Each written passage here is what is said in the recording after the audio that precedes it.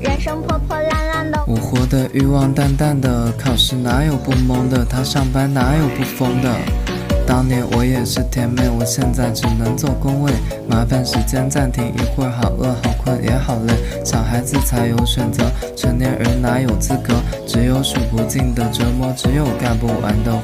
不想上班想上吊，不想起床想睡觉，不想打卡想要抱抱，可我又害怕迟到。谁发明的早上好？早上到底谁在好？